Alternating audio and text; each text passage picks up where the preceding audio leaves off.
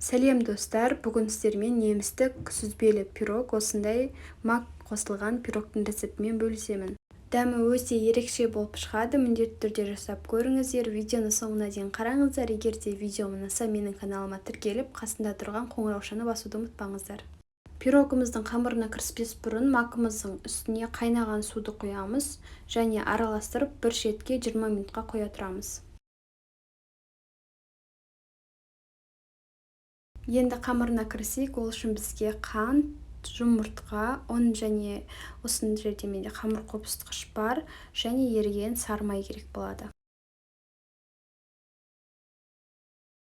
Алдымен ыдысымызға жұмыртқа, еріген сары май және қантты қосамыз.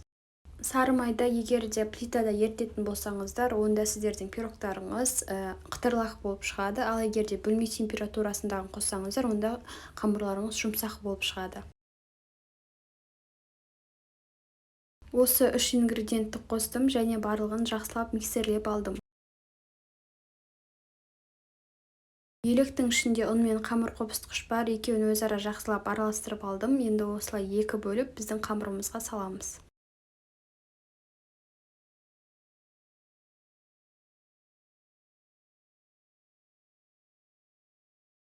Келесі бөліктегі ұнды салған кезде қолымызбен осылай қамыр илейтін боламыз. Қамырымыз дайын, енді бұны 5 минутқа тоңазытқышқа саламыз.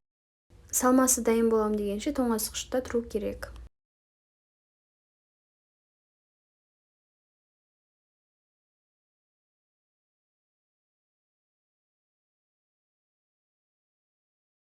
Салмасына керекті барлық ингредиенттерді саламыз, тек мактан басқа барлық ингредиентті салып алып, жақсылап миксерлеп аламыз.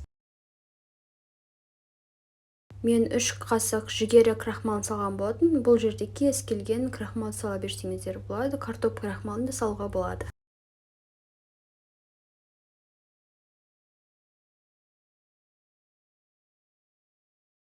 Мактың ішіндегі барлық суды төгіп тастаймыз. Мен ситаның көмегімен төккен болатын. Енді бұны салмасына салып, тағы да жақсылап араластырып аламыз.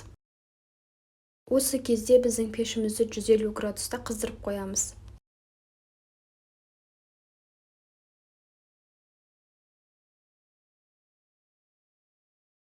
Сонымен біздің салмамыз дайын.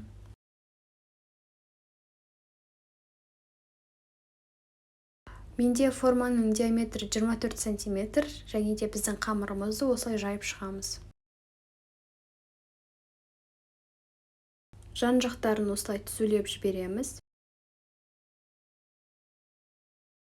Енді үстіне салмасын саламыз және 150 градуста 1 сағатқа біздің пешімізге жібереміз. Сүзбелі пирогты бұрындары қанша градуста, қанша минут пісірдіңіздер, дәл солай пісірсеңіздер болады. Сонымен біздің пирогымыз дайын. Формасынан суығаннан кейін барып осылай шешеміз және холодильникке салып қоямыз.